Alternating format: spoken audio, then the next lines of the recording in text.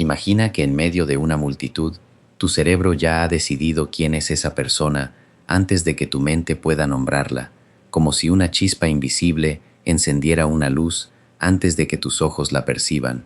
Ese instante, tan fugaz que parece un suspiro, es el punto de partida de un viaje fascinante dentro de la mente, donde la información se filtra, se clasifica y a veces se revela sin que nos demos cuenta. ¿Te ha pasado algo así? Cuéntame en los comentarios, me encantaría saber tu experiencia. Nuestro cerebro es una máquina de procesamiento masivo, recibiendo millones de estímulos cada segundo. Cada sonido, cada destello, cada olor llega a la corteza sensorial, pero solo una pequeña fracción logra cruzar la barrera de la conciencia. Esa barrera no es una puerta rígida, sino más bien un filtro dinámico que decide qué información merece nuestra atención. En los próximos minutos vamos a desmenuzar cómo funciona ese filtro, por qué a veces reconocemos algo antes de saber qué es y qué implicaciones tiene para nuestra vida cotidiana. Primero, hablemos de la detección de patrones, una capacidad que está en la base de todo reconocimiento. Desde el nacimiento, nuestras neuronas se organizan en redes que buscan regularidades en el entorno. Cuando vemos una cara, por ejemplo, el cerebro activa una zona llamada área fusiforme, especializada en procesar rasgos faciales. Esa zona responde a la configuración de ojos, nariz y boca en tan solo una fracción de segundo, mucho antes de que podamos identificar a la persona. Estudios con electroencefalografía han demostrado que la respuesta eléctrica del cerebro a una cara conocida aparece alrededor de 150 milisegundos después del estímulo, mientras que la conciencia verbal de la identidad suele tardar varios cientos de milisegundos más. Esa diferencia tan diminuta es la que nos permite sentir que sabemos quién es alguien sin poder decir su nombre de inmediato. Otro ejemplo clásico proviene de la música. Cuando escuchamos una melodía familiar, el núcleo accumbens y el hipocampo se activan casi instantáneamente, generando una sensación de placer y familiaridad. Sin embargo, el proceso de nombrar la canción o recordar la letra puede tardar más tiempo. En experimentos donde se mostraba a los participantes fragmentos de canciones, la actividad cerebral mostraba una señal de reconocimiento antes de que los sujetos pudieran describir conscientemente la pieza. Esa señal, conocida como potencial relacionado con eventos, indica que el cerebro ya ha etiquetado el estímulo como conocido antes de que la mente lo verbalice. Pero, ¿por qué ocurre este desfase entre reconocimiento inconsciente y conciencia? La respuesta radica en la arquitectura jerárquica del cerebro. En la base de la pirámide se encuentran los sistemas sensoriales primarios, que procesan datos crudos de forma rápida y automática. Más arriba, en las áreas de asociación, la información se combina con recuerdos previos, emociones y contextos. Cuando una coincidencia es suficientemente fuerte, el sistema de asociación envía una señal de alerta a la corteza prefrontal, la zona responsable de la atención consciente.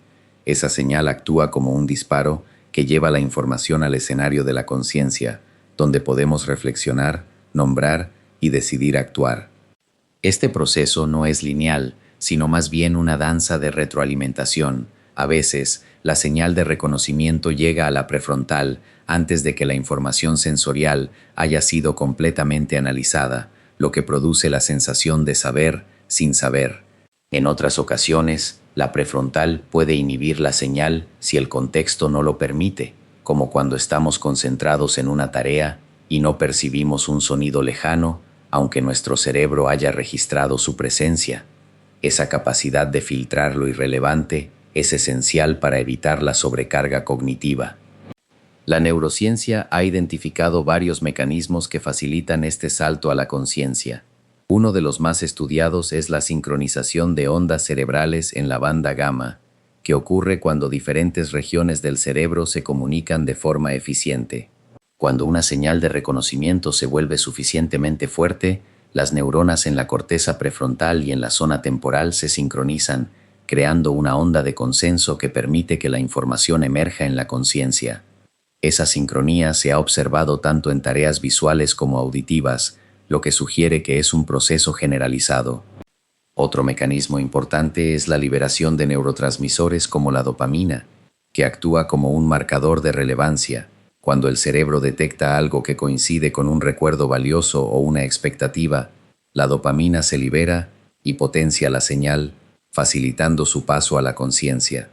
Este proceso explica por qué a veces una cara familiar nos salta a la mente con una claridad inesperada, mientras que otras veces pasamos desapercibidos. Ahora bien, ¿qué implica todo esto para nuestra vida diaria? En primer lugar, nos muestra que gran parte de nuestras decisiones y percepciones se forman sin que nos demos cuenta. Cuando elegimos un producto en una tienda, es posible que nuestro cerebro ya haya evaluado su atractivo antes de que podamos articular una razón lógica. Esa evaluación inconsciente está influenciada por experiencias pasadas, emociones y hasta el estado hormonal del momento. Reconocer esta capa invisible nos permite ser más críticos con nuestras reacciones y potencialmente entrenar nuestra atención para que sea más selectiva. En el ámbito social, el reconocimiento inconsciente juega un papel crucial en la empatía y la conexión interpersonal. Cuando percibimos una expresión facial de tristeza, nuestro cerebro activa rápidamente circuitos emocionales que nos preparan para responder, incluso antes de que comprendamos conscientemente la situación. Esa respuesta automática es la base de la compasión espontánea y explica por qué a veces sentimos un nudo en el estómago al ver a alguien llorar, sin saber exactamente por qué. Si esto está despertando tu curiosidad, suscríbete y activa la campana para no perder lo que sigue. En la segunda parte, profundizaremos en experimentos clásicos que demuestran cómo el cerebro puede predecir decisiones antes de que las tomemos, y exploraremos técnicas para entrenar la atención y aprovechar ese conocimiento en la vida cotidiana.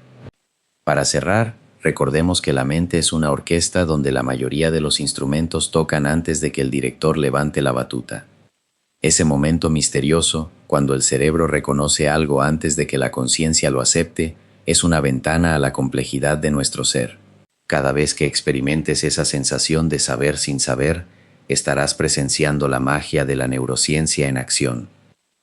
Dale like si esta explicación resonó contigo y sigue acompañándonos en este viaje al interior de la mente.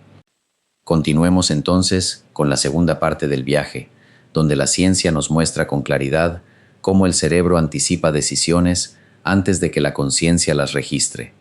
Uno de los experimentos más emblemáticos en este campo es el estudio de Benjamin Libet, realizado a finales del siglo 60. En aquel experimento, los participantes debían mover su muñeca cuando sintieran la intención de hacerlo, mientras se registraba la actividad eléctrica del cerebro mediante electroencefalografía. Lo sorprendente fue que la señal eléctrica, conocida como potencial de preparación, aparecía varios cientos de milisegundos antes de que el sujeto declarara haber tomado la decisión. En otras palabras, el cerebro había iniciado la acción sin que la persona fuera consciente de ello. Este hallazgo abrió la puerta a la idea de que la voluntad consciente podría ser más bien un observador tardío de procesos que ya estaban en marcha. Otro experimento clásico, llevado a cabo por John Dylan Haynes, utilizó resonancia magnética funcional para predecir decisiones simples, como elegir entre dos botones, con una precisión que superaba el 50% antes de que el participante reportara haber tomado la decisión. Lo fascinante de este estudio es que la actividad cerebral que precede a la elección se localiza en áreas relacionadas con la planificación y la valoración, lo que sugiere que el cerebro evalúa opciones de forma implícita antes de que la mente consciente las etiquete como mi elección. Estos resultados no solo confirman la existencia de un proceso inconsciente previo, sino que también nos invitan a reflexionar sobre la naturaleza de la responsabilidad y la libertad de acción. Pasemos ahora a la forma en que el reconocimiento inconsciente se manifiesta en la vida cotidiana, más allá de los laboratorios. Imagina que entras a una cafetería y, sin saber exactamente por qué, sientes una atracción inmediata por una mesa en particular. Esa atracción puede deberse a que, a nivel subcortical, tu cerebro ha detectado patrones de luz y sombra que coinciden con experiencias pasadas de comodidad o seguridad. En ese instante, la amígdala y el hipocampo envían señales que influyen en tu percepción, aunque tú aún no hayas formulado una razón lógica. Solo cuando te sientas y te preguntes ¿por qué elegí esa mesa?, la conciencia llega a la escena intentando crear una narrativa que justifique la elección ya hecha. Este fenómeno también se extiende a la forma en que percibimos rostros. Estudios de neuroimagen han demostrado que la corteza fusiforme, una zona especializada en el reconocimiento facial, responde a la presencia de un rostro familiar en tan solo 250 milisegundos, mucho antes de que el sujeto pueda nombrar a la persona. En situaciones sociales, esa respuesta temprana permite que el cerebro active redes emocionales que preparan al individuo para responder de manera adecuada, ya sea con una sonrisa, una mirada de alerta o una postura de confianza. Es por eso que a veces sentimos una corazonada al ver a alguien que no podemos identificar de inmediato, pero que nos genera una sensación de familiaridad o de amenaza. Ahora bien, ¿cómo podemos entrenar nuestra atención para aprovechar esa capa invisible de procesamiento? Una de las técnicas más efectivas es la práctica de la meditación de atención plena. Al entrenar la mente para observar los pensamientos y sensaciones sin juzgarlos, se fortalece la capacidad de notar cuando una intuición surge antes de que la razón la explique. En la práctica, se trata de sentarse en silencio, enfocarse en la respiración y, cada vez que una idea o sensación aparece, simplemente reconocerla como un evento mental. Con el tiempo, esa observación constante permite que la conciencia se acerque más al momento en que el cerebro genera la señal, reduciendo la brecha entre la detección inconsciente y la percepción consciente. Otra estrategia útil es la exposición deliberada a situaciones nuevas y variadas. Cuando el cerebro se enfrenta a estímulos desconocidos, necesita crear nuevos patrones y asociaciones. Al practicar la curiosidad activa, por ejemplo, preguntándonos ¿qué me dice este sonido? O ¿qué historia podría haber detrás de este olor?, entrenamos a la corteza prefrontal para integrar la información sensorial de forma más rápida y consciente. De esta manera, la intuición se vuelve más afinada y podemos reconocer con mayor claridad cuando una decisión ha sido preconfigurada por procesos implícitos. En el ámbito de la toma de decisiones, una herramienta práctica es el llamado corte de reflexión.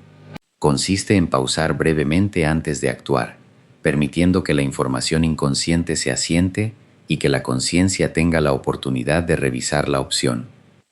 Por ejemplo, si estás a punto de comprar un artículo impulsivamente, puedes darte unos segundos para preguntar ¿qué me está diciendo mi cuerpo? O ¿qué recuerdo o emoción está influyendo en este deseo? Esa pausa corta el impulso automático y abre espacio para una evaluación más equilibrada, sin eliminar por completo la ventaja que brinda el procesamiento rápido del cerebro. Volviendo a la neurociencia, es importante mencionar el papel de los neurotransmisores en la modulación de la conciencia. La dopamina, por ejemplo, está estrechamente vinculada a la señal de recompensa y a la motivación.